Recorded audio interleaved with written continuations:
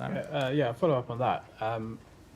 So these sanctions against, it's a visa ban against Elor Azaria.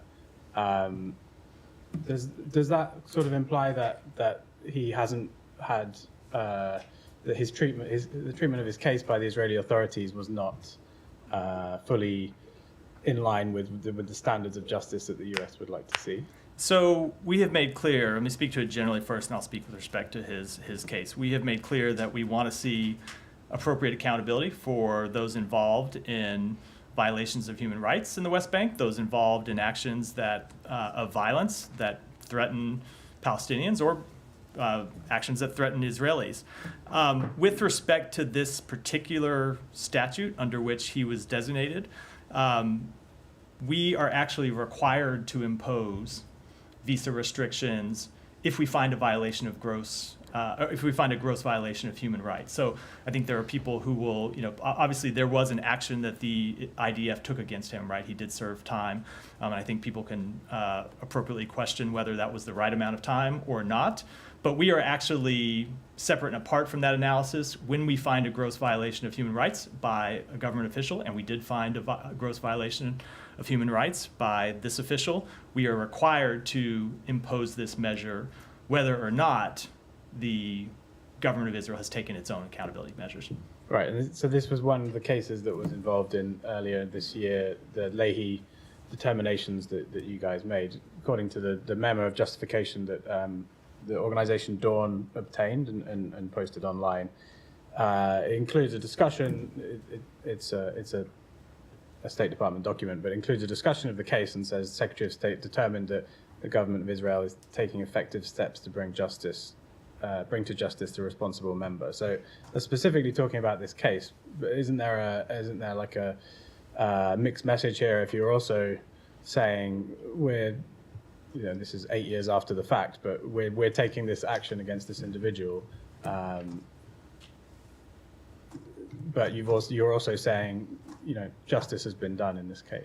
So as I just noted, whether you believe the steps that they have taken are appropriate or not, and we did find that those steps were appropriate for remediation under the provisions required by the Leahy Law when it comes to continue to provide training and assistance to that unit. Separate and apart from that analysis, whether you believe that the appropriate remediation measures or appropriate accountability measures have been taken or not, if we find a gross violation of human rights, and we did here, we are required to impose this visa restriction. So that's what we have done. Right, but I guess people would say, people would look at this and say, well, you're imposing a sanction on the individual, but the institution that he's part of, the whole point of the Leahy Law is to stop U.S. assistance going, weapons and assistance going to units that are involved in human rights violations. In this case, you've determined that this was a gross violation of human rights.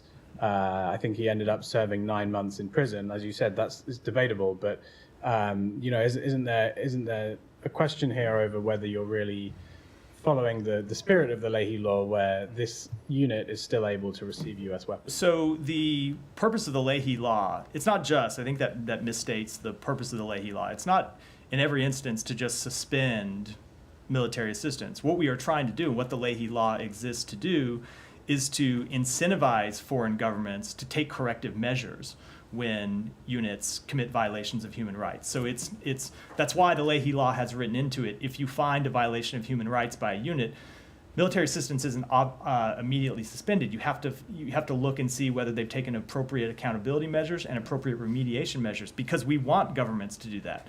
I think it's true about every military in the world that there are times in conflict where you're going to have individual soldiers and individual units who act outside the code of conduct of that unit or potentially act outside the laws of war, and you judge the country by whether they have a system that corrects for those violations and holds people accountable, and that's what the Leahy Law is trying to incentivize. So do you think that someone who's been found guilty of extrajudicially killing an unarmed Palestinian,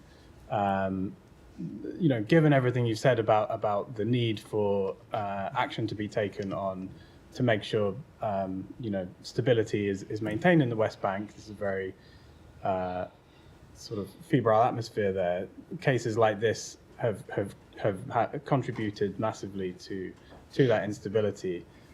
So the institution that we're talking about has basically concluded that that crime needed a 9-month jail sentence, and that's sort of that's sufficient. Do you agree that that's sufficient? So I'm going to answer that in a rather than weigh in on one specific sentence, which ultimately that is a question for the Israeli legal system. I'm going to say that on behalf of the United States, we look at it broadly and say that when you look at across the West Bank, the amount of violence that has been carried out against Palestinian civilians, there hasn't been appropriate accountability across the board. And so that's why we have, number one, called on Israel to take additional measures to hold those responsible for violence accountable. And it is why we have announced these two policies that I outlined at the top of the briefing.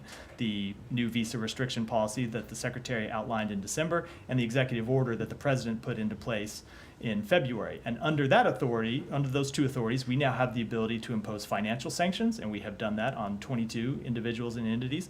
And we have the ability to impose visa restrictions, which we have done in dozens of cases. So we are going to continue to call on Israel to do more across the board. I think it's important that this isn't about, this broadly is not about any one isolated case of violence. This is about a broad trend of increased violence that we have sadly seen over the past months, and the need for Israel to do more to hold people accountable for it. And that's why we are taking the steps of our own to hold people. But you had the opportunity in this case. There's a detailed case here that you've named this individual in a press release. I'm not sure whether you were required to do that. But it's quite clear in this case when it comes to, with reference to the Leahy Law, when it comes to the question of whether to restrict weapons to the Israeli military, you're willing to take these steps up to that point, and then at that point, you're not willing. Because we just look at the facts as they're applied, and our determination was that with respect to this particular incident, that the unit had appropriately imposed accountability measures, and because of that, remained eligible for assistance under the Leahy Law. That doesn't change the fact that we felt it appropriate and are in fact required to oppose this visa restriction today, and that broadly across the board we haven't seen enough accountability, and that's why we're taking other steps. Correct me if I'm wrong.